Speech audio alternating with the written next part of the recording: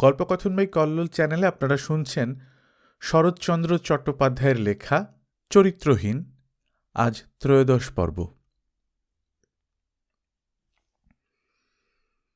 শয্যা রচনা করিতে করিতে কিরণময়ী তাহারই একাংশে বসিয়া পড়িয়া ম্লান করুণ স্বরে কহিল, এ কি তোমার চাকরি না ব্যবসা ঠাকুরপো, যে মনিবের মর্জির উপর কিংবা দোকানের কেনাবেচার উপর সফলতা বিফলতা নির্ভর করবে? এ যে নিজের বুকের ধন, বাইরের লোকের সাধ্য কি ঠাকুরপো একে বিফল করে? বলিয়া মুহূর্তকাল চোখ বুজিয়া রহিল। দিবাকর ভক্তিনত চিত্তে সেই সুন্দর তদ্গত মুখখানির প্রতি চাহিয়া ধীরে ধীরে কহিল, আচ্ছা বৌদি, তুমি কি চোখ বুঝলেই তোমার স্বামীর মুখ অন্তরে দেখতে পাও? কিরণময়ী চোখ চাহিয়া একটুখানি যেন চকিত হইয়া বলিল, স্বামীর? হ্যাঁ, দেখতে পাই বই কি ভাই। যিনি আমার যথার্থ স্বামী তিনি নিশিদিনই আমার এইখানে আছেন। বলিয়া আঙুল দিয়া নিজের বক্ষস্থল নির্দেশ করিল। দিবাকর কথাটাকে সরলভাবে গ্রহণ করিয়া বিনম্র কণ্ঠে কহিল, কিন্তু এ দেখে লাভ কি বৌদি? তুমি ঠাকুর দেবতাও মানো না, ইহকাল পরকালও স্বীকার করো না। মরণের পরে কেমন করে তুমি তার কাছে যাবে? কিরণময়ী কহিল, মরণের পরে আমি কারো কাছেই যেতে চাইনি ঠাকুরপো। কোথাও কারুর কাছেই নয়? একেবারে একা থাকতে চাও? বলিয়া দিবাকর যেন হতবুদ্ধি হইয়া চাহিয়া রহিল, এবং তাহার প্রশ্ন শুনিয়া কিরণময়ীও ক্ষণকালের জন্য নির্বাক হইয়া গেল। কিন্তু পরক্ষণেই জোর করিয়া হাসিয়া উঠিয়া কহিল, যখন তখন আমার নিজের কথা তো শুনতে চাও কেন বলো তো ঠাকুরপো? কি জানি বৌদি, আমার ভারী শুনতে ইচ্ছে করে। কিরণময়ী বিছানার চাদর পাতিবার ছলে মুখ ফিরাইয়া লইয়া বলিল, আমি একজনের কাছে যেতে চাই, কিন্তু সে মরণের ওপারে নয়, এপারেই। দিবাকর কহিল, কিন্তু তিনি তো মরণের ওপারে চলে গেছেন, এপারে কেমন করে আর তাকে পাবে? কিরণময়ী হাসিয়া কহিল, সে আমার এখনো এপারে আছেই। এতদিন চলেও যেতুম, শুধু শুধু কি বৌদি? শুধু যদি একবার জানাতো আমাকে চায় কিনা। দিবাকর পুনরায় বিস্ময়াপন্ন হইয়া কহিল, কে এপারে আছে? কে জানাবে সে তোমাকে চায় কিনা? কি যে তুমি বলো বৌদি! কিরণময়ীর মুখের উপর পলকের জন্য একটা ম্লান ছায়া ভাসিয়া আসিল, কিন্তু ক্ষণকালেই তাহা অপসৃত হইয়া আবার সমস্ত মুখ উজ্জ্বল হইয়া উঠিল, এবং কৃত্রিম ক্রোধের সুরে কহিল, তুমি তো বড় দুষ্টু ঠাকুরপো, নিজের মুখ ফুটে কিছুই বলতে চাও না, কেবল আমার মুখ থেকে 100 বার শুনতে চাও। যাও, তার খবর আমি তোমাকে দিতে পারব না। বলিয়া মুখটা একটুখানি আড়াল করিয়া টিপিয়া টিপিয়া হাসিতে লাগিল। দিবাকর এই হাসি দেখিতে পাইল, এবং একটা অজ্ঞাত আবেগে তাহার হৃৎস্পন্দন দ্রুততালে চলিতে লাগিল। একটুখানি সামলাইয়া লইয়া কহিল, আমার আবার কি কথা আছে বৌদি যে মুখ ফুটে তোমাকে বলবো? কিরণময়ী ফিরিয়া দাঁড়াইয়া বলিল, এত করে এতদিন যে শেখালুম, সবই কি ব্যর্থ হল? একবার নিজের বুকে হাত দিয়ে দেখো দেখি, একটা ভয়ানক কথা ওখানে তোলপাড় করে বেড়াচ্ছে কিনা। সত্যি বলো। দিবাকর মন্ত্রমুগ্ধবৎ কহিল, কি কথা? কি শেখালে তুমি? কিরণময়ী কহিল, অবাক করলে ঠাকুরপো, এই বয়সে কি অভিনয় করতে শিখেছ? কিন্তু তুমি মুখ ফুটে না বললে আমিও বলছি নে, এতে আমারই বুক ফাটুক আর তোমারই বুক ফেটে যাক। বলিয়াই হঠাৎ হেঁট হইয়া দিবাকরের দাড়িটা হাত দিয়ে একবার নাড়িয়া দিয়া ঘর হইতে দ্রুতপদে বাহির হইয়া গেল। দিবাকর স্তব্ধ হইয়া বসিয়া রহিল। কিরণময়ী এই পর্যন্ত তাহাকে কতবার কত প্রকারে পরিহাস করিয়াছে, সহস্রবার সহস্রচ্ছলে স্পর্শ করিয়াছে, কিন্তু আজিকার এই পরিহাস, এই স্পর্শ তাহার কানের ভিতর দিয়া সর্বাঙ্গের স্নায়ুশিরায় যেন প্রজ্বলিত তড়িৎ প্রবাহ সঞ্চারিত করিয়া দিয়া গেল। নিজের দেহের প্রত্যেক রক্তবিন্দুটির এত বড় আশ্চর্য দ্রুতবেগ সে কখনো অনুভব করে নাই। অনেকদিন পরে আজ আবার সকালবেলায় অঘোরময়ী পাড়ার কয়েকজন বর্ষীয়সী রমণীর সহিত কালীঘাটে কালী দর্শন করিতে গিয়াছিলেন। কথা ছিল মায়ের আরতি হইয়া গেলে একটু রাত্রি করিয়া বাড়ি ফিরিবেন। রাত্রি প্রায় ৮টা। দিবাকর নিজের বিছানায় চুপ করিয়া শুইয়াছিল।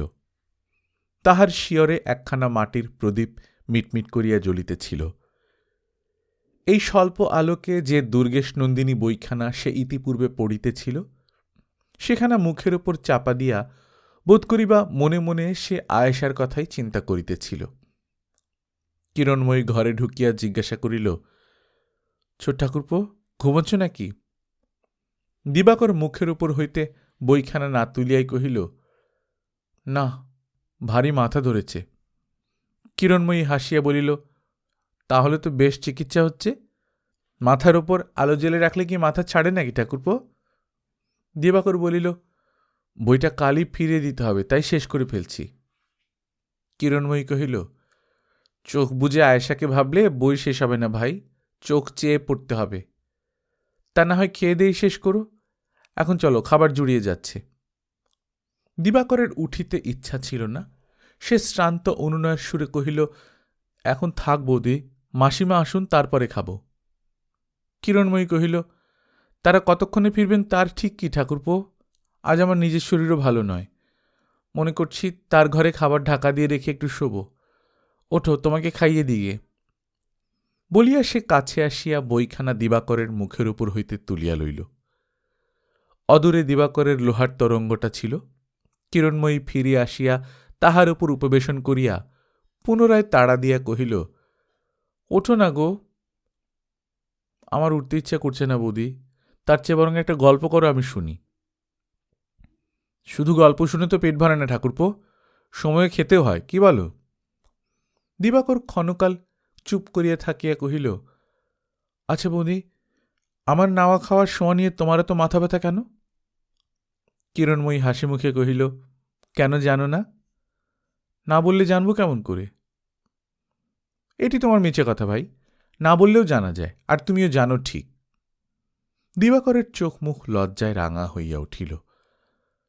কিছুক্ষণ চুপ করিয়া পড়িয়া থাকিয়া সহসা কেমন একটা উদাস করুণ সুরে কথা কহিল। বলিল, আচ্ছা বৌদি, একটা কথা জিজ্ঞাসা করব? একটা কেন ভাই, 100টা করো, কিন্তু আগে খেয়ে দিয়ে আমাকে ছুটি দাও, তারপরে না হয় সারা রাত ধরে তোমার কথার জবাব দেব। কেমন, রাজি? বলিয়া সে হাসিতে লাগিল। দিবাকর এই পরিহাসের একটা পাল্টা জবাব দিবার প্রয়াস করিয়া কৃত্রিম সহানুভূতির স্বরে বলিল, বেশ তো বৌদি, তুমি বুঝি ওই শক্ত বাক্সটার উপর সমস্ত রাত বসে আমার কথার জবাব দেবে? কিরণময়ী মুচকিয়া হাসিল, কহিল, ওইটার উপর বসলে যদি তোমার ব্যথা লাগে ঠাকুরপো, না হয় তোমার নরম বিছানার উপরেই উঠে বসব, কেমন? তাহলে তো আর ক্ষোভ থাকবে না।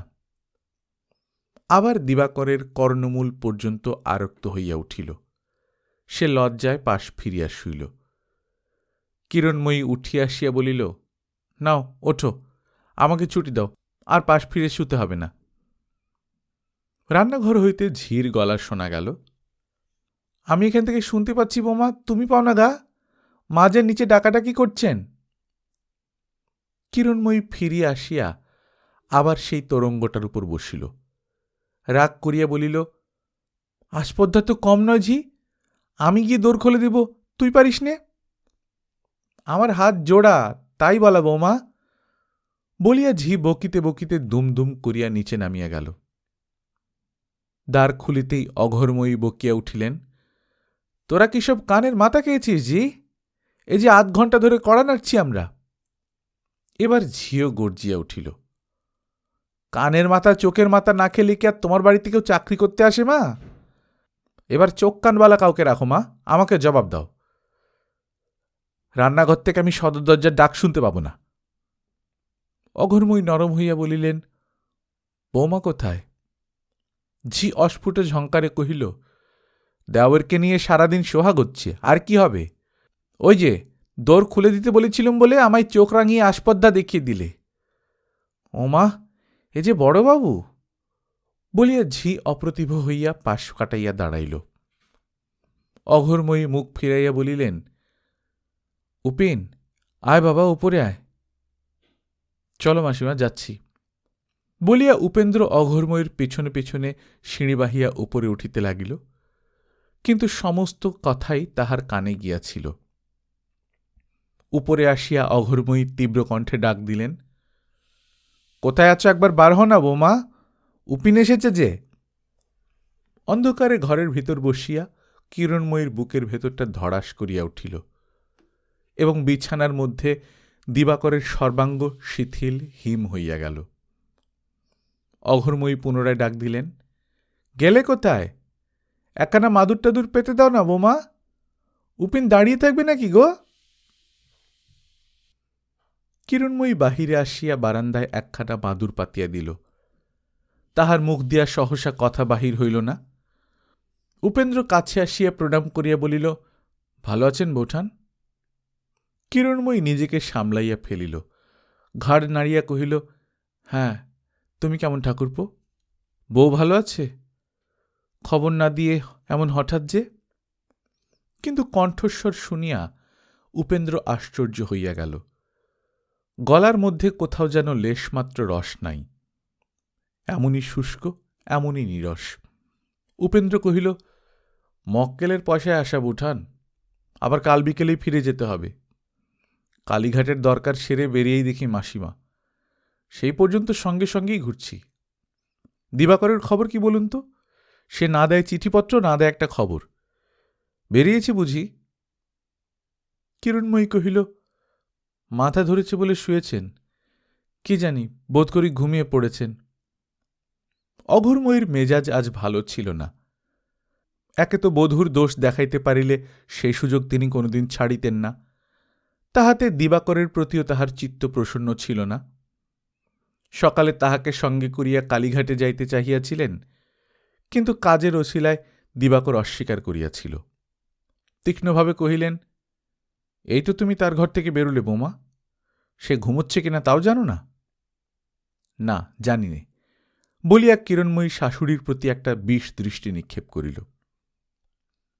উপেন্দ্র উচ্চকণ্ঠে ডাক দিলেন, দিবাকর। সাড়া পাওয়া গেল না। আবার ডাক দিলেন, দিবাকর, ঘুমিয়েছিস? সে জাগিয়াই ছিল, এ আহ্বান উপেক্ষা করিতে পারিল না। সাড়া দিয়া ধীরে ধীরে বাহিরে আসিয়া দাঁড়াইল। প্রণাম করিয়া অব্যক্ত স্বরে কহিল, কখন এলে ছোটদা? সকালে। তোর মাথা ধরেছে নাকি? সামান্য। অঘোরময়ী রাগ করিয়া বলিলেন, মাথা ধরবে না বাছা? প্রথম প্রথম তবু যা হোক একটু ঘুরে ফিরে আসতে, এখন একেবারে বাড়ির বার হও না। সকালে বললুম, দিবু আমার সঙ্গে একবার কালীবাড়ি চল তো বাছা। না মাসিমা, কাজ আছে। তোমার কি কাজ ছিল বলো তো বাপু? দিবাকর চুপ করিয়া দাঁড়াইয়া রহিল। উপেন্দ্র জিজ্ঞাসা করিলেন, চিঠিপত্র লেখাও বন্ধ করেছিস? কোন কলেজে ভর্তি হলি? দিবাকর মৃদুস্বরে কহিল, কলেজ খুললেই ভর্তি হব, এখনো হইনি। খুললে ভর্তি হব, এখনো হইনি? অসহ্য ক্রোধে উপেন্দ্রর দুই চক্ষু আগুনের মতো জ্বলিয়া উঠিল। 16-17 দিনের বেশি সমস্ত কলেজ খুলে গেছে, তুই তাও বুঝি জানিস নে? দিবাকরের মুখখানা কাগজের মতো সাদা হইয়া গেল। সে কাঠের মূর্তির মতো দাঁড়াইয়া রহিল। অঘোরময়ী অত্যন্ত বিরক্ত হইয়া বলিতে লাগিলেন, কি করে খবর জানবে উপিন? দুজনের কি যে রাত দিন ফষ্টি নষ্টি, হাসি তামাশা, গুজগুজ গল্পগুজব, তা ওরাই জানে। আমি বারবার বলি, বৌমা, ও পরের ছেলে, লেখাপড়া করতে এসেছে, ওর সঙ্গে অষ্টপ্রহর অত কেন? হলই বা দেওর। বউ মানুষের সমস্ত ছেলের কাছে একটু সরমভরম থাকবে না? তা কে শোনে কার কথা?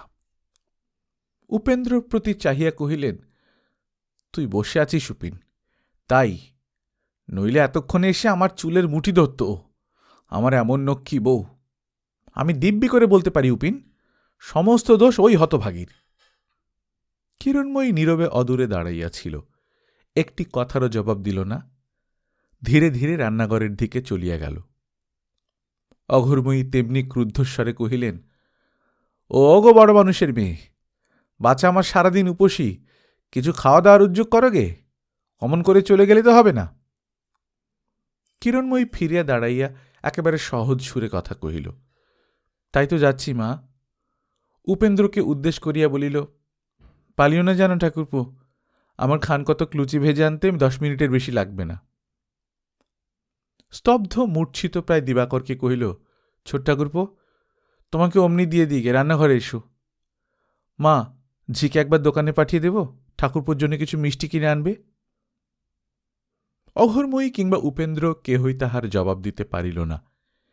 এই বধূটির অপরিমেয় সংযম এবং অসীম অহংকার যেন একই কালে বুদ্ধির অতীত হইয়া ইহাদিগকে কিছুক্ষণের জন্য নির্বাক বজ্রাহত প্রায় করিয়া রাখিল।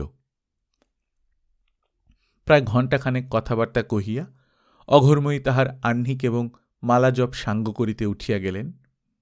কিরণময়ী কাছে আসিয়া কহিল, আমার ঘরে তোমার খাবার দিয়েছি ঠাকুরপো, ওঠো। উপেন্দ্র নিঃশব্দে উঠিয়া আসিয়া নির্দিষ্ট আসনে উপবেশন করিলে কিরণময়ী অদূরে মেঝের উপর বসিয়া পড়িয়া কহিল, আজ এই দিয়েই যা হোক দুটো খাও ঠাকুরপো, বেশি কিছু করতে গেলেই অনর্থক রাত হয়ে পড়ত। উপেন্দ্র মুখ তুলিয়া চাহিল। ক্ষীণ দীপালোকে তাহার মুখখানা পাথরের মতো কঠিন দেখাইতেছিল। খাবারের থালাটা একপাশে ঠেলিয়া দিয়া কহিল, বোঠান, খাবার পক্ষে এই যথেষ্ট, কিন্তু আমি খেতে আসিনি, আপনার সঙ্গে নিভৃতে দুটো কথা কইতে এসেছি। কিরণময়ী কহিল, আমার বহু ভাগ্য, কিন্তু খাবে না কেন? উপেন্দ্র ক্ষণকাল এক দৃষ্টে চাহিয়া রহিল।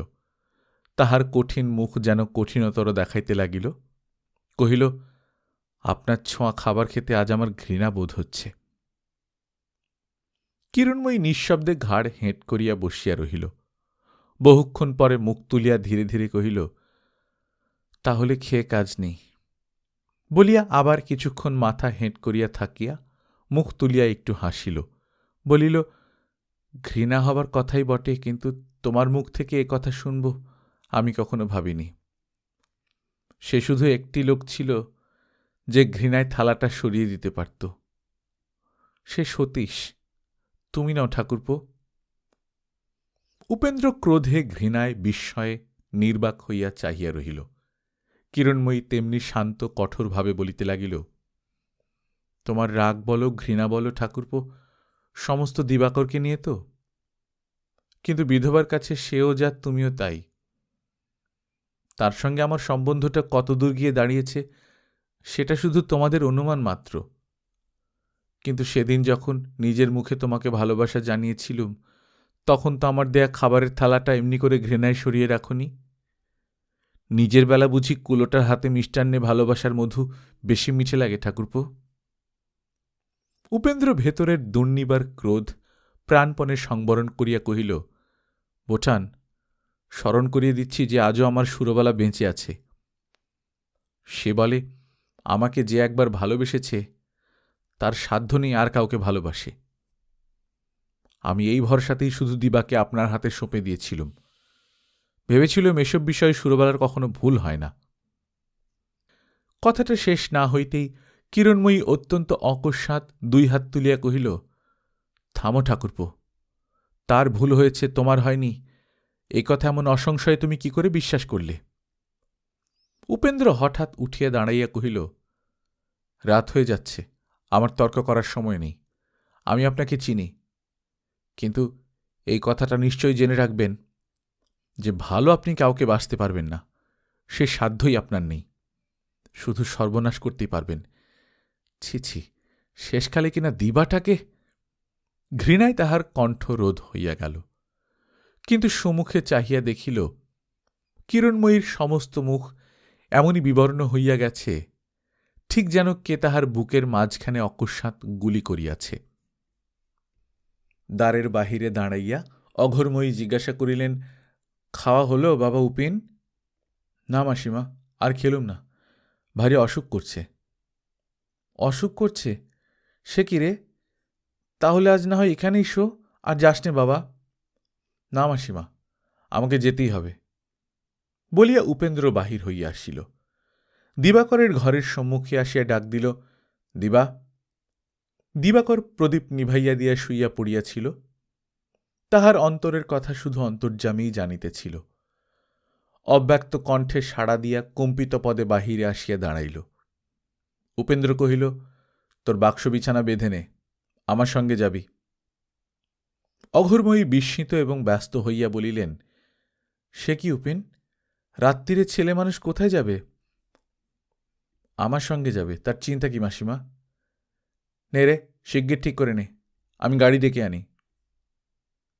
অঘোরময়ী উপেন্দ্রর হাত ধরিয়া মিনতি করিতে লাগিলেন, না বাবা, আজ অমাবস্যার রাতে ওর কিছুতে যাওয়া হবে না। ছেলে মানুষ একটা অন্যায় না হয়ে করে ফেলেছে। এখানে না রাখিস, কাল পরশু যাবে, কিন্তু আজ রাত্রে কিছুতেই আমি ওকে যেতে দিতে পারব না। বাধা পাইয়া উপেন্দ্র হতাশ হইয়া কহিল, কিন্তু ওকে একটা রাত্রিও আমার এখানে রাখতে ইচ্ছে হয় না মাসিমা। আচ্ছা, আজ অমাবস্যার রাত্রিটা যাক, কিন্তু কাল সকালে আর বাধা দেবেন না। বেলা 10টার মধ্যেই যেন জ্যোতিষের বাড়ি গিয়ে পৌঁছয়। বলিয়া অঘোরময়ীকে একটা নমস্কার করিয়া দ্রুত পদে নামিয়া গেল। সদর দরজার কাছে অন্ধকারের পিছন হইতে চাদরে টান পড়িল। মুখ ফিরাইতেই কিরণময়ীর চক্ষের পলকে ঝুঁকিয়া পড়িয়া 2 হাত দিয়া তাহার পা চাপিয়া ধরিল। আমার বুক ফেটে যাচ্ছে ঠাকুরপো, সমস্ত মিথ্যে, সমস্ত মিথ্যে। ছি ছি, এত ছোট আমাকে তুমি পারলে ভাবতে? চুপ করুন, অনেক অভিনয় করেছেন, আর না। বলিয়া উপেন্দ্র অসহ্য ঘৃণায় তাহার মাথাটা সজোরে ঠেলিয়া দিতেই সে পা ছাড়িয়া দিয়া কাত হইয়া পড়িয়া গেল। নাস্তিক, অপবিত্র ভাইপার! বলিয়া উপেন্দ্র দৃকপাত মাত্র না করিয়া দ্রুত বেগে বাহির হইয়া গেল। কিরণময়ী বিদ্যুৎ বেগে উঠিয়া বসিল। কি যেন তাহাকে চিৎকার করিয়া বলিতে গেল, কিন্তু গলা দিয়া স্বর ফুটিল না।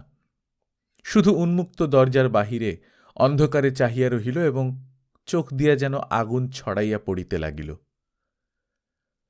অনেকদিন পূর্বে ঠিক এইখানে দাঁড়াইয়া তাহার 2 চোখে এমনই উন্মত্ত চাহনি, এমনই প্রজ্বলিত বহ্নি শিখা দেখা দিয়াছিল, যেদিন সতীশকে সঙ্গে করিয়া উপেন্দ্র প্রথম দেখা দিয়া বাহির হইয়া গিয়াছিলেন। আবার আজ শেষ বিদায়ের দিনেও তাহার বিরুদ্ধে সেই 2টি চোখের মধ্যে তেমনি করিয়াই আগুন জ্বলিতে লাগিল। ওমা, এ যে বৌমা, এখানে এমন করে বসে কেন মা? তুই ঘরে যাচ্ছিস বুঝেছি? বলিয়া কিরণময়ী ধর্মর করিয়া উঠিয়া দাঁড়াইয়া তাহার হাতে ধরিয়া কহিল, একবার আমার ঘরে আয় বাছা, তোকে 2টো কথা বলে নি। বলিয়া জোর করিয়া তাহাকে নিজের ঘরে টানিয়া আনিল এবং প্রদীপ উজ্জ্বল করিয়া দিয়া বাক্স খুলিয়া একজোড়া মোটা রূপার মল ঝির হাতে দিয়া কহিল, তোর মেয়েকে পড়তে দিলুম ছি। না না, আমার মাথা খাস, তোকে নিতেই হবে, আর কখনো যদি দেখা না হয়। বলিতে বলিতেই সে ঝরঝর করিয়া কাঁদিয়া ফেলিল। এইসব কি কাণ্ড বৌমা? বলিয়া ঝি বিহ্বল দৃষ্টিতে চাহিয়া রহিল। কিরণময়ীর চোখ মুছিতে মুছিতে কহিল, তুই ছাড়া আমার আপন আর কেউ নেই ঝি, আমাকে বাঁচা, আমাকে এখান থেকে পরিত্রাণ কর, এখানে থাকলে আমার বুক ফেটে যাবে। ঝি নিঃশব্দে কিরণময়ীর আপাদমস্তক বারবার নিরীক্ষণ করিয়া বলিল, সমস্তই বুঝি বৌমা, আমিও তো মেয়ে মানুষ। আমার মিনসে যেদিন পুকুর ঘাটে কেঁদে বলেছিল, চললুম মুক্ত, আর হয়তো দেখা হবে না, তখন আমিও তার পায়ে পড়ে কেঁদে বলেছিলুম, ওগো, আমার সঙ্গে নাও, ফেলে রেখে গেলে আমার বুক ফেটে যাবে। তা কাল সকালেই বুঝি ছোটবাবু চলে যাচ্ছেন এখান থেকে? কিরণময়ী কহিল, কিন্তু কলকাতায় আমাদের থাকা হবে না ঝি, কোথায় যাই বল দেখি। ঝি লেশ মাত্র চিন্তা না করিয়া কহিল, তবে আরাকানে যাও মা, মনের সুখে থাকবে, আমার ছোট বোনও সেখানে, আমার নাম করলে তোমাদের সে মাথায় করে রাখবে। আজ তো মঙ্গলবার, কাল ভোরেই জাহাজ ছাড়বে, যাবে মা সেখানে? কিরণময়ী ঝির হাত ধরিয়া কহিল, যাব। ঝি ভরসা দিয়া কহিল, তবে তোমরা ঠিক হয়ে থেকো, আমি ভোরবেলায় গাড়ি এনে তোমাদের নিয়ে যাব, কাকপক্ষী জানতে পারবে না তোমরা কোথায় গেলে। যাও মা, ছোটবাবুকে ছেড়ে তুমি বাঁচবে না। বলিয়া ঝি আঁচল তুলিয়া এবার নিজের চক্ষে দিল। ঠাকুরপো, রাত্রি বোধ করি তখন ভোর হইয়া গেছে। দিবাকর চমকিয়া উঠিয়া বসিল, ঠিক সম্মুখেই কিরণময়ী দাঁড়াইয়া। দিবাকর চমকিয়া কহিল, এ কি, বৌদি যে? হ্যাঁ ঠাকুরপো, আমি। বলিয়া কিরণময়ী বিহ্বল দিবাকরের বুকের উপর অকস্মাৎ উপুড় হইয়া পড়িল। কহিল, ঠাকুরপো, আমাকে ছেড়ে নাকি তুমি যাবে? কই যাও দেখি। প্রত্যুত্তরে দিবাকর একটা কথাও কহিতে পারিল না। শুধু তাহার দুই চক্ষু জলে ভরিয়া গেল। কিরণময়ী উঠিয়া বসিয়া আঁচল দিয়া তাহার চোখ মুছাইয়া দিয়া কহিল, ছি, কান্না কেন ভাই? আমি যে নিরুপায় বৌদি, ছোড়দা যে আজ সকালেই আমাকে চলে যেতে বলেছেন।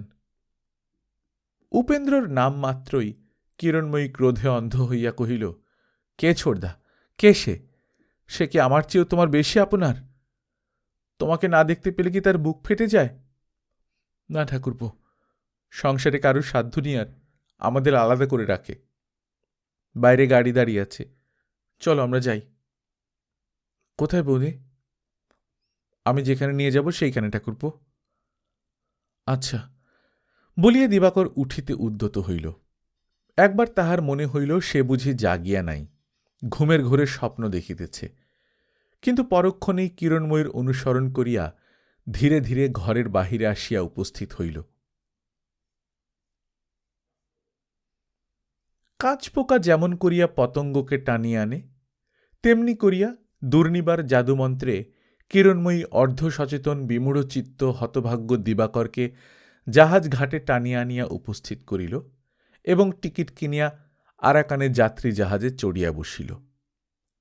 এই জাহাজে ভিড় না থাকায় জাহাজের কর্তৃপক্ষ স্বামী স্ত্রী জানিয়া একটা কেবিনের মধ্যেই দিবাকর ও কিরণময়ীর স্থান নির্দিষ্ট করিয়া দিলেন। এইখানে কিরণময়ীকে বসাইয়া দিয়া দিবাকর ডেকের একটা নিভৃত অংশে রেলিং ধরিয়া চুপ করিয়া দাঁড়াইয়া রহিল। ক্রমে ডেকের প্যাসেঞ্জারের ভিড় কমিয়া গেল, কুলিদের গোলমাল থামিয়া আসিল। নোঙর তোলার কর্কশ শব্দে জাহাজের সম্মুখ দিকটার মতো দিবাকরের বুকের ভেতরটাও কাঁপিতে লাগিল। ক্ষণকালেই জাহাজ ভাগীরথীর মাঝামাঝি ভাসিয়া আসিল এবং অকুল সমুদ্রে পাড়ি দিবার উদ্দেশ্যে ধীরে ধীরে গতি সঞ্চয় করিতে লাগিল। যখন ঠিক বোঝা গেল জাহাজ চলিয়াছে, তখন দিবাকরের দুই চক্ষু জলে ভরিয়া গেল এবং সে তাহার দুই করতল মুখের উপর জোর করিয়া চাপিয়া ধরিয়া কোনোমতে উচ্ছ্বসিত ক্রন্দন রুদ্ধ করিয়া লজ্জা নিবারণ করিল। পূর্ব দিকের আকাশটা তখন তরুণ সূর্যের আভায় রক্তাভ হইয়াছিল এবং তখনও তাহার নিঃসন্দিগ্ধ উপিন দাদা জ্যোতিষ সাহেবের বাটিতে শয্যা ত্যাগ করিয়া ওঠেন নাই। পলায়ন উদ্দেশ্যে বাটির বাহির যাওয়া পর্যন্ত যে ভীষণ অব্যক্ত গ্লানি দিবাকরের চিত্তের মাঝে জমা হইয়া উঠিতেছিল, ইহার শেষের দিকটা যে কত কুৎসিত এবং নিদারুণ, এইবার তাহার চক্ষের উপর সে দৃশ্য ফুটিয়া উঠিল। একজন ভদ্র গৃহস্থ বধূকে কুলের বাহিরে কোন এক অজানা দেশে সে নিজে লইয়া যাইতেছে, এমন অসম্ভব কাণ্ড তাহার অন্তরের মধ্যে এতক্ষণ কোথাও সত্যকার আশ্রয় পায় নাই। তাহার শিক্ষা, সংস্কার, চরিত্র, স্কুল, কলেজ, দেশ, বন্ধুবান্ধব এবং সর্বোপরি তাহার পিতৃসম উপিন দাদা, এই সমস্ত হইতে সে যে কিরূপ নির্মমভাবে বিচ্ছিন্ন হইয়া যাইতেছে এখনই নিঃসন্দেহে উপলব্ধি করিল, যখন দেখিল জাহাজ সত্যই চলিতে শুরু করিয়াছে। তাহার উপিন দাদার কাছে আজিও সে বালক মাত্র। সেই উপিন দাদার মনের ভাবটা এই সংবাদে কি হইয়া যাইবে তাহা মনে করিতে গিয়াই তাহার বক্ষ স্পন্দন থামিয়া যাইতে চাহিল। সেইখানে দুই জানুর মধ্যে মুখ ঢাকিয়া বসিয়া পড়িল এবং এক নিমেষে তাহার অদম্য চক্ষের জল ঝরঝর করিয়া ঝরিয়া পড়িতে লাগিল। এমন সময় কিরণময়ী তাহার পার্শ্বে আসিয়া দাঁড়াইল এবং মাথায় হাত রাখিয়া স্নেহার্দ্র কণ্ঠে কহিল, ঠাকুরপো, একবারটি ঘরে এসো। বহু চেষ্টায় ও বহুক্ষণে দিবাকর তাহার চক্ষের জল শুষ্ক করিয়া অধোমুখে উঠিয়া দাঁড়াইল এবং ধীরে ধীরে কিরণময়ীর অনুসরণ করিয়া কেবিনের মধ্যে আসিয়া উপস্থিত হইল। কিরণময়ী দরজা বন্ধ করিয়া দিয়া দিবাকরকে নিজের পার্শ্বে বসাইয়া তাহার দুই হাত নিজের হাতের মধ্যে লইয়া মুখপানে চাহিয়া অত্যন্ত করুণ কণ্ঠে জিজ্ঞাসা করিল, কাঁদছিলে কেন ভাই? প্রশ্ন শুনিয়া দিবাকরের চোখের জল আবার গড়াইয়া পড়িল। কিরণময়ী আঁচল দিয়া তাহা মুছাইয়া দিয়া বলিল, সত্য করে বলো দেখি ঠাকুরপো, তুমি আমাকে ভালোবাসো কি না? দিবাকর কিছুই বলিতে পারিল না। নিতান্ত ছেলে মানুষের মতো আকুলভাবে কাঁদিতে লাগিল। কিরণময়ী তাহার অশ্রুসিক্ত মুখ নিজের বক্ষের ওপর টানিয়া লইয়া চাপিয়া ধরিয়া রাখিল এবং ধীরে ধীরে তাহার মাথার মধ্যে অঙ্গুলি চালনা করিয়া নিঃশব্দে সান্ত্বনা দিতে লাগিল। এমন বহুক্ষণ কাটিল। বহুক্ষণে দিবাকরের অশ্রুর ধারা আপনি নিঃশেষ হইয়া গেলে সে অপেক্ষাকৃত সুস্থ হইয়া উঠিয়া বসিল এবং কোনো কথা না বলিয়া দরজা খুলিয়া আস্তে আস্তে বাহির হইয়া গেল। জাহাজ তখন নদীর তীর ঘেঁষিয়া আঁকিয়া বাঁকিয়া মাটি বাঁচাইয়া জল মাপিয়া মন্দ গতিতে সমুদ্রের অভিমুখে চলিয়াছে এবং ছোট বড় জেলে ডিঙ্গি ও মালবোঝাই নৌকার ক্ষুদ্র যাত্রীরা মস্ত জাহাজের মস্ত মর্যাদা রক্ষা করিয়া তফাত দিয়া অতি সাবধানে বাহিয়া যাইতেছে। দিবাকর রেলিংয়ের পার্শ্বে একটা চৌকি টানিয়া লইয়া পুনরায় বসিয়া পড়িল এবং অদূরে দূরে জলে স্থলে যাহা কিছু তাহার চোখে পড়িতে লাগিল তাহারই কাছে মনে মনে অত্যন্ত বেদনার সহিত চিরবিদায় গ্রহণ করিতে করিতে অন্তরের অসহ্য দুঃখ অন্তর্যামীকে নিবেদন করিয়া দিতে লাগিল। কিছুক্ষণে আবার কেবিনের মধ্যে ডাক পড়িল। কিরণময়ী বলিল, বেলা অনেক হল, স্নান করে এসো, আমি ততক্ষণে তোমার খাবার ঠিক করে রাখি। সে নিজে এইমাত্র স্নান করিয়া লইয়াছিল। পিঠের উপর আর্দ্র চুলের রাশি ছড়াইয়া দিয়া কেবিনের মেঝেতে বসিয়া হাঁড়ির মুখ খুলিয়া কি কতকগুলো আহার্য সামগ্রীর জমা খরচের হিসাব করিতেছিল। রাতের মধ্যে সে ঝিঁকে দিয়া এই সমস্ত সংগ্রহ করিয়া লইয়াছিল। দিবাকর জবাব দিল, তুমি খাও, আমার কিছুমাত্র খিদে নেই বৌদি। কিরণময়ী মুখ তুলিয়া চাহিল, বলিল, সে হবে না, তুমি না খেলে আমারও খাওয়া হবে না। তুমি এখন আমার সর্বস্ব, তোমাকে না খাইয়ে আমি কিছুতেই খেতে পারব না। কথা শুনিয়া দিবাকর লজ্জায় মরিয়া গেল এবং কোনো কথা না বলিয়া বাহিরে চলিয়া যাইতে উদ্যত হইতেই কিরণময়ী ধরিয়া ফেলিয়া বলিল, এ যে সপ্তরথীর বুহ ঠাকুরপো, পালাচ্ছ কোথায়? প্রবেশের পথ আছে, কিন্তু বার হওয়ার পথ কি সবাই জানে? যদি সে ইচ্ছেই ছিল, এ বিদ্যে তোমার উপিনদাদের কাছ থেকে শিখে নাওনি কেন? একটুখানি মৌন থাকিয়া কহিল, তামাশা নয় ঠাকুরপো, আমার অবাধ্য হইও না। স্নান করে এসে কিছু খাও, তারপর বাইরে রেলিং ধরে যত খুশি কাঁদো, আমি আপত্তি করব না। কিন্তু এও বলে রাখি ঠাকুরপো, চোখের জলের এরপরে বিস্তর প্রয়োজন হবে। অপ্রয়োজনে বাজে খরচ করে তখন যেন আফসোস করতে না হয়। দিবাকর জবাব দিল না। আগন্তুক দিনের এই নিষ্ঠুরতম পরিণামের ইঙ্গিত নতশিরে বহন করিয়া স্নানের জন্য নীরবে বাহির হইয়া গেল। শূন্য কণ্ঠে কিরণময়ীও স্তব্ধ হইয়া বসিয়া রহিল। তাহার বিদ্রূপের শুল শুধু দিবাকরকেই বিদ্ধ করিল না, তাহার সহস্র গুণিত হইয়া নিজের বক্ষের মাঝে ফিরিয়া আসিল। বাহিরে আসিয়া দিবাকর ইতস্তত ঘুরিয়া বেড়াইতে বেড়াইতে জাহাজের যে অংশে তৃতীয় শ্রেণীর যাত্রীরা জড়সড় হইয়া বসিয়াছিল সেইখানে নামিয়া গেল এবং বিভিন্ন প্রদেশের নানা বর্ণের যাত্রীদের মধ্যে নিজেকে ভুলাইয়া রাখিবার পথ খুঁজিয়া ফিরিতে লাগিল। এই ভারতবর্ষের মধ্যে কত বিভিন্ন জাতি, কত বিচিত্র পোশাক পরিচ্ছদ, কত অজ্ঞাত ভাষা যে প্রচলিত আছে, দিবাকর এই প্রথম তাহা দেখিয়া অত্যন্ত বিস্ময়াপন্ন হইল। জাহাজের খোলের মধ্যেই সেই জনতা এবং নানাবিধ ভাষার সংমিশ্রণে যে অপরূপ শব্দরাশি উত্থিত হইতেছে, তাহাই বা কি বিচিত্র। সে সিঁড়ি বাহিয়া তথায় নামিয়া গেল এবং নির্বাক বিস্ময়ে স্তব্ধ হইয়া রহিল। অল্প একটুখানি স্থান দখল করিয়া লইতে যাত্রীদের মধ্যে ইতিপূর্বে যে প্রবল ঠেলাঠেলি, রেশারেশি এবং তর্জন গর্জন চলিয়াছিল, তখন তাহা থামিয়া আসিয়াছে।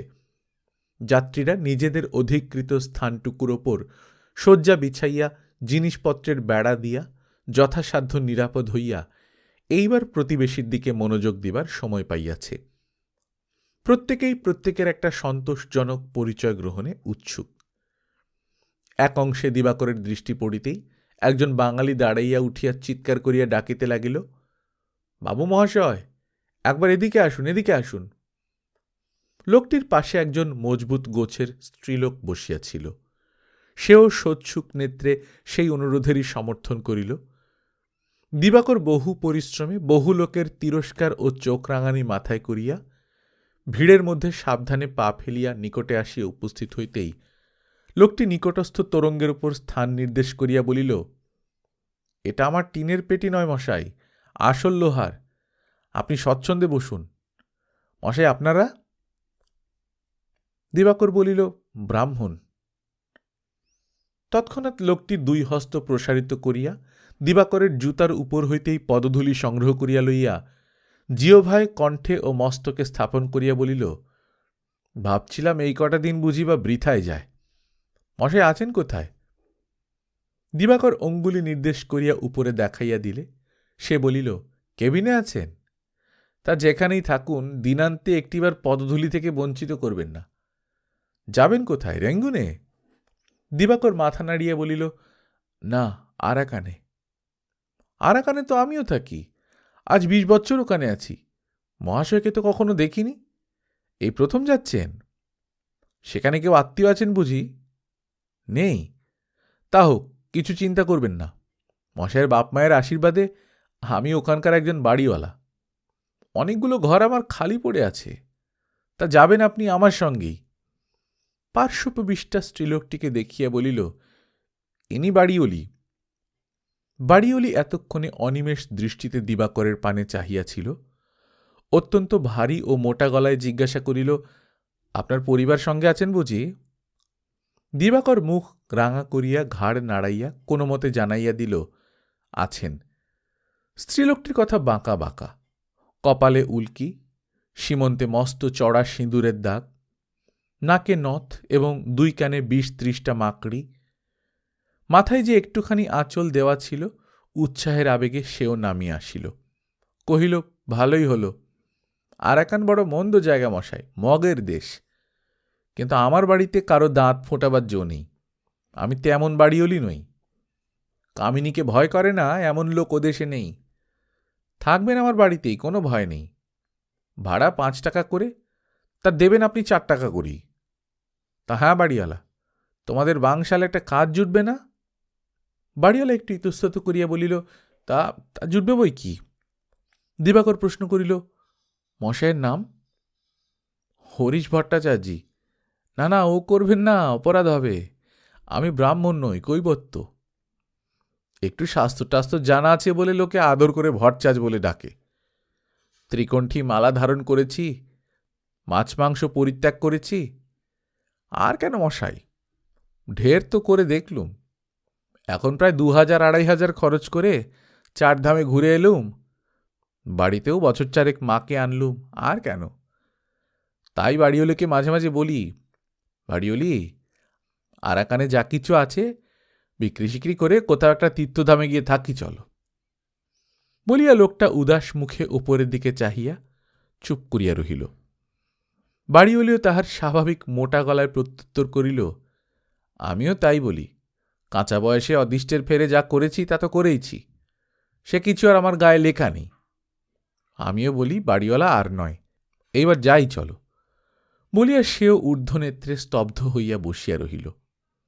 দিবাকর পাকা লোক নয়, এই সমস্ত ইতিহাসের নিগূঢ় তত্ত্ব কিছুতেই হৃদয়ঙ্গম করিতে না পারিয়া চুপ করিয়া বসিয়া রহিল। বাড়িওয়ালি কথা কহিল, বলিল, হ্যাঁ বাড়িওয়ালা, তবে এবার চিড়েগুলো ভিজিয়ে দিই। বাড়িওয়ালার ধ্যান ভাঙিয়া গেল, ধীরে ধীরে বলিল, দাও। সংসার অনভিজ্ঞ দিবাকর এই ইঙ্গিতের তাৎপর্যটা এখন বুঝিতে পারিল। উঠিয়া দাঁড়াইয়া বলিল, আমি এখন যাই, আবার আসব তখন। হরিশের নিকট হইতে বিদায় লইয়া দিবাকর অস্নাত অভুক্ত অবস্থায় ডেকের একখানা আরাম চৌকির উপর ঘুমাইয়া পড়িয়াছিল।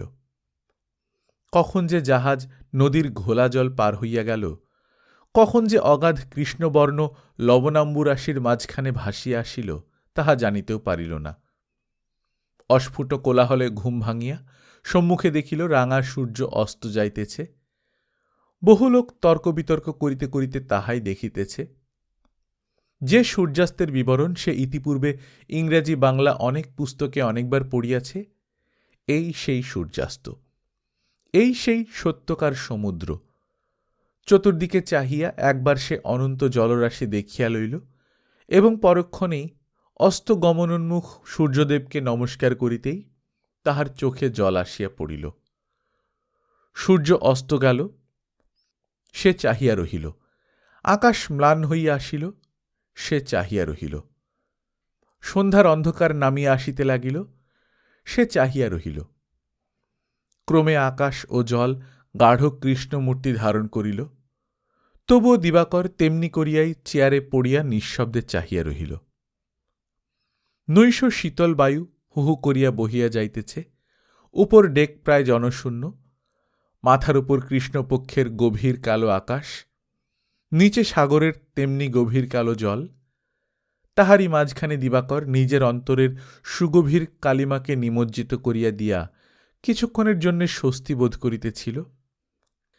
এমনি সময়ে হঠাৎ কাহার কোমল হস্তস্পর্শে তাহার চমক ভাঙিল। ফিরিয়া দেখিল কিরণময়ী। কিরণময়ী কহিল, কি হচ্ছে ঠাকুরপো, তুমি কি মৃত্যুপণ করে অনশনব্রত নিয়েছ?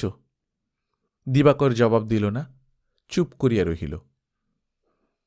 কিরণময়ী ক্ষণকাল মাত্র উত্তরের অপেক্ষা করিয়া ঘরে এসো বলিয়া জোর করিয়া তাহাকে কেবিনের মধ্যে টানিয়া আনিল এবং মেঝের উপরে পাতা শয্যার উপর বসাইয়া দিয়া কহিল, কিছুই যদি না বোঝো এটা অন্তত তো বুঝতে পারছ, শত কান্নাকাটিতেও জাহাজ তোমাকে দেশে ফিরিয়ে নিয়ে যাবে না।